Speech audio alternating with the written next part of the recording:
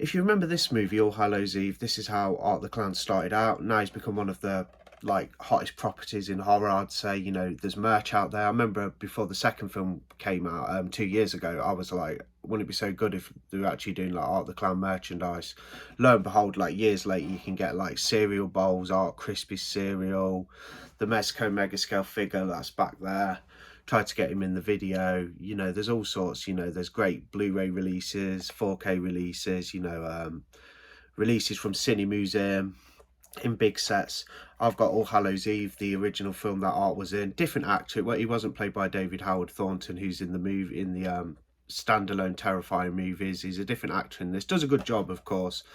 Maybe even a bit scarier, the Terrifier segment in this one, because it's played very seriously. Obviously, as the film series is progressing, we're getting more sort of humour from Art, which is great. He's almost taking like the same sort of pathways like Freddy Krueger did. Started out very menacing in the first film, and then as things progress, we get these more comedic elements and stuff, but the violence is there. And I've just finished watching Terrifier 3, so this is a review for Terrifier 3, 2024 movie, directed by Damien Leone, the creator of the series. And oh, I had such a good time watching this. So much fun. Very violent. Perhaps I'd say the violence is perhaps even upped compared to the previous film. I mean, that was very, very gory indeed. Don't know how I feel as far as ranking the series is concerned. Now I've watched all three of them, and if you want to include All Hallows Eve, you can do, because that's also directed by Damien Leone, features the character Art the Clown. Terrifier 3 was a lot of fun, like great fun. The narrative, pretty flimsy, but it's to be expected. I mean, you don't come to if you know Terrifier, you don't come to see Art the Clown for a gripping sort of complex storyline. If you do, you know, get out of here with that, because it's not about that. It's just about the fun and the sheer visceral like violence. That's just, oh, some of the violence in this movie is just uncomprehendable, as it was in the second one. I mean, there's some gory, you know, gory as hell, nasty sequences in that one. So things pick off from where the second film finished. You know, you've got the characters of Sienna, her brother Jonathan. Jonathan's at college. Sienna's just been in a psych ward. She's coming out to live with her uncle. Obviously, her mother's dead because she was murdered by Art in the first film. The beginning sort of 15 minutes or so is just brilliant. It's set in a house at Christmas time. You see obviously this family preparing for Christmas. Milk and cookies are left for Santa Claus, and Art the Clown shows up and he just creates a massacre. There's one particular very scary, creepy little bit where a little girl's hiding in a cupboard after her family's been slaughtered, and Art knows she's there because he hears her make a sound. Opens the cupboard door and just looks at her with that menacing grin and eyes, and the girl just looks really scared, and then it cuts off. So obviously she had an grisly fate.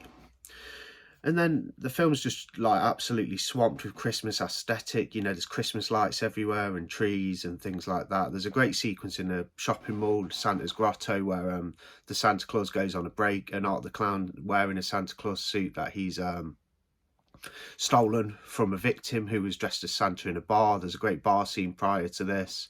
Don't want to give too much away, don't want to spoil the film. Art freezes this guy, basically freezes his hands. You see some brutal kills where he's just, you know, got a hammer and he's just shattering the Santa Claus's frozen hands, steals his suit in the shopping mall, and basically he's giving toys out to the children, and this doesn't end well. Sienna's haunted by demons, that character. There's more exploration into her sort of like arc a little bit, how her father is setting her up to fight this demon that is subsequently Art the Clown, and she's the warrior sort of sent to do that. So there's all of that. She's having hallucinations, like at the dinner table there's one sort of crazy hallucination and things like that. And Art's obviously on a pathway to find her. He's accompanied by one of his victims from the first film. At the end of the first film, where it does the freeze frame shot, he's accompanied by her, you know, the victim who's been disfigured, who gives birth to his head at the end of Terrifier 2. She's his accomplice. You know, they're going around doing some heinous stuff.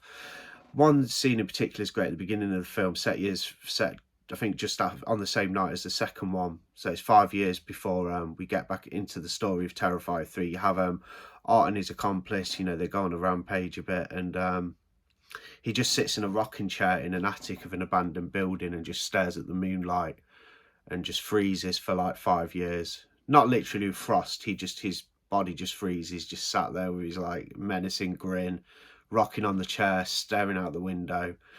Group of workmen go there, you know, maintenance guys or whatever, health and safety. They find his accomplice in the bathtub, slit wrists and all, like bathing in blood, and then they go up to and then one of them finds Art, just expression froze, and obviously they wake up and begin to go on a rampage, looking to get hold of Sienna and her brother Jonathan. The end sequence is very good as well. You know, we get more of this kind of supernatural elements and things incorporated into the story. The kills are fantastic. There's some hilarious scenes. There's not really anything I didn't like about the film. I thought it was really fun. It's a little bit shorter than the second one. The second one was 2.5 hours long. This is like 2 hours 5 minutes, so you're skipping like 25 minutes, which I think worked better. Like, there's not so much there's no filler.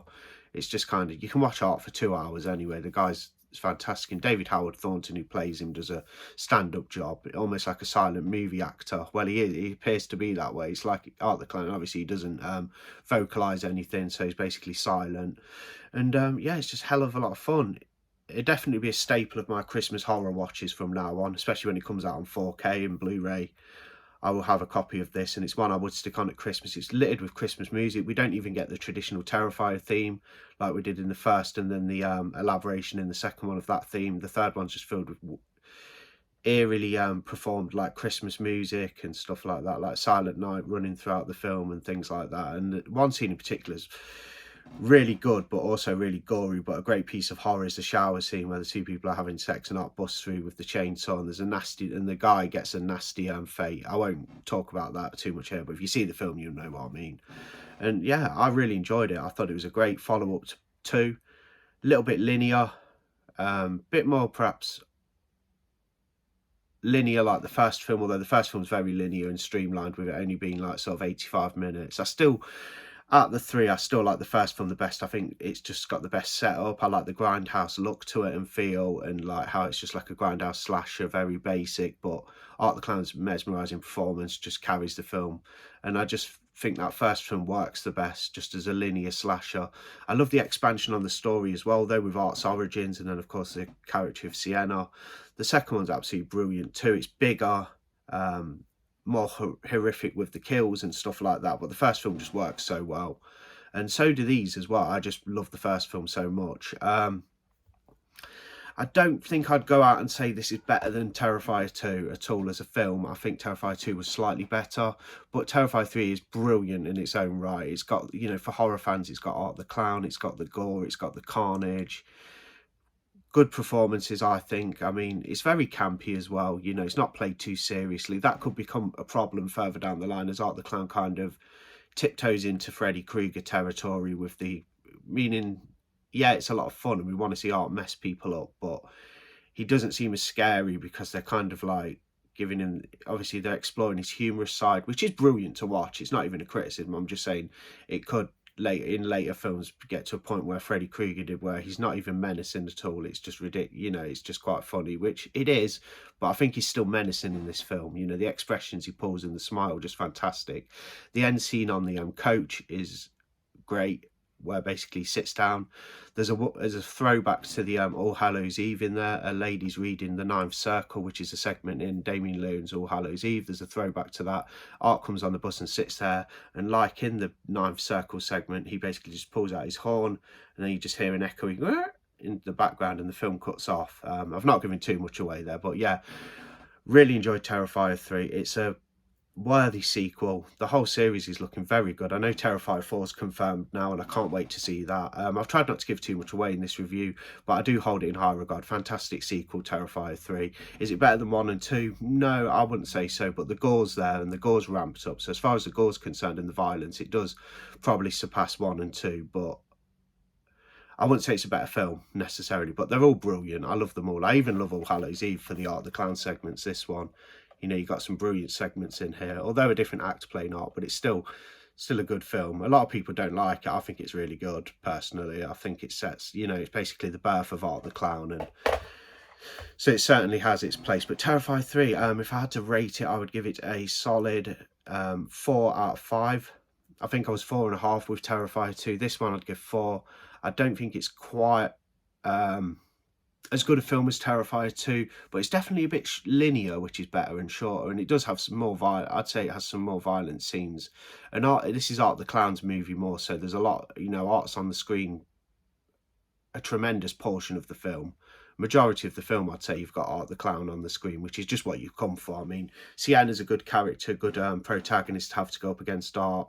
But other than that, there's no memorable characters. Even her brother Jonathan's not that great a character. I mean, he's fine, but yeah, you've got like Sienna, who's a good character, and then Art the Clown, of course, is who you've come to see. But yeah, highly recommended. Terrifier 3, it's doing well at the cinemas, the box office apparently, which is fantastic. Terrifier 4 is confirmed. I can't wait to see what they do for that. Hopefully they'll go for another aesthetic, you know, with like Terrifier 1 and 2 are set on Halloween. And then Terrifier 3, you've got just smothered in Christmas aesthetic, which looks great. So here's a Christmas, you know, another Christmas horror movie to add to the list with Terrifier 3. But I had fun watching it.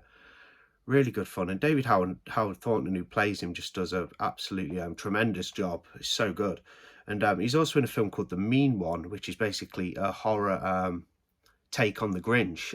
It's not that great a film, but David Howard Thornton is the sort of mean one who's meant to be like a horror version of The Grinch, does again a fantastic job like he does with Art the Clown. So if you're not seeing The Mean One, give that a watch, because it's not very good as a film, and it's probably even lower budget than the Terrifier films, but you know, it's got David Howard Thornton in it. If you want to see more of him who plays Art the Clown, do check out The Mean One, because it's not, you know, it's not the worst thing in the world. It's just not a great film, but the actual Grinchy horror guy is pretty cool. I liked it.